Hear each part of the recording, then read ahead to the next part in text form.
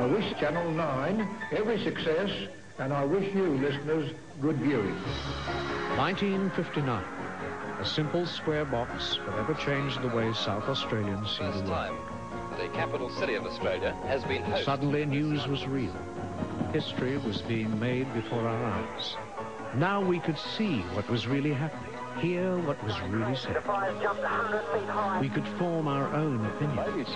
Since that landmark event, Channel 9 has forged a bold new era for a world of greater understanding. Building on the past and working to the future.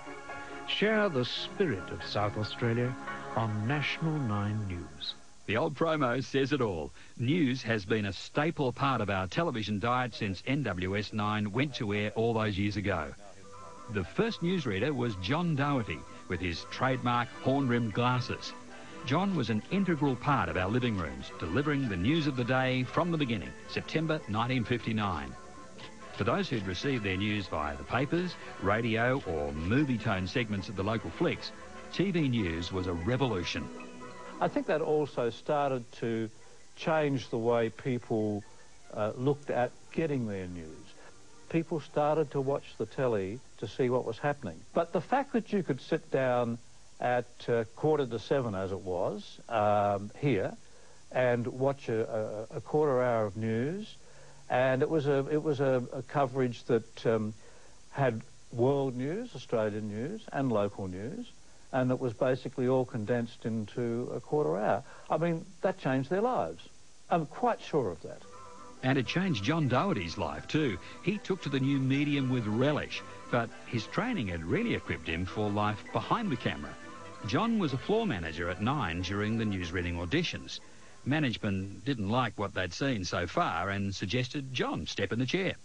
So I said, yes, I'd like to do that. And so afterwards they said, well, you got the job. You were it. I was it, yes. And he was right up to the mid-60s, when they were still driving to Adelaide Airport to pick up cans of film containing the big news stories from around the globe. Not that news and weather were always that serious. Maybe you remember Willsie's dare to do the weather in a bikini if the temperature topped the old ton? Well, Anne delivered on the bet. The bikini was about a 6-inch side. I mean, you know, those were bikinis in 66. So it was January 66 that I did it, and Creasy made me do it. He said, you promised the people you'll do it. It was very scary. I actually had a little jacket on because I was too frightened to be there just in a bikini. I had a body then, though. It was worth looking at. It's funny how fate steps in to take a hand in someone's career. Creasy had started in variety, and his thespian talents came to the fore in the mid-70s when the new Festival Theatre opened. 9 put on a special live TV show for those who'd built it. And Kevin, Don Lane, Fluff and Ernie all played their part. And not sight nor sound of my ace salesman, Nauseous Creasius.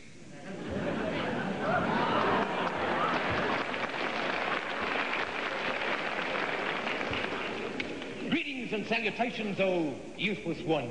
Good morning, Nauseous. Now, I want you to know something. The Emperor Julius Caesar is on the market for a new chariot. So he could be calling in here any time this morning. Not Big Julie. That's right. The one with the floral tribute on his head. So be on thy best behavior. Wouldst thou then buy this fine chariot, great Caesar? Not a certain's not. It was once owned by Ben-Him. You mean Ben-Hur? No, this was before he turned poof. But by the mid-70s, Kevin was synonymous with news and current affairs.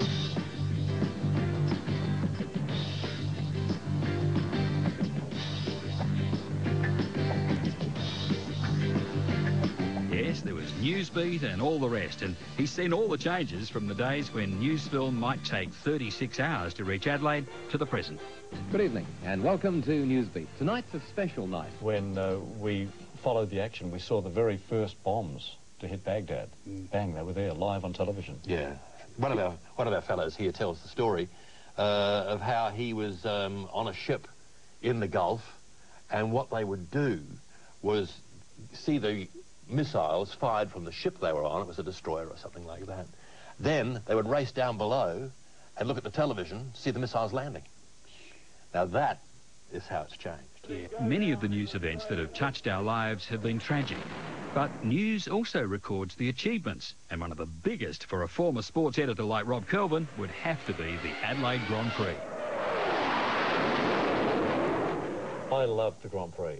You know, from 1985 until 1995, every one that we had, Channel 9 was involved in them. I reported on the first few and I commentated on the last three, and it was just magnificent. It was just to see Adelaide grab this event and embrace it. It was just beautiful. Now, you've been a racing car man since you were a kid, right? Mm-hmm. How big was it when we got that first one? Oh, sensational. Nobody knew that it would be that good, honestly. We thought it could be, but we didn't know that we could do it as well as we actually did. After the break, our love affair with sport continues. The archives are full of classic matches from the golden days of local footy, and in summer, the commercials cranked out the message that World Series cricket was here to stay. Come on, Border. Get him up, son. Come on, Kim. Keep it up, son. The Windies are coming. Come on, Phillips. Push, come on. Come on, Jonesy. Just 5 more times. Come on. Come on. Come on, Yallop. Come on. Come on, boys. This is the big one. Come on. The Windies are coming. Come on. Come on. Come on. Come on, Aussie, come on. Come on.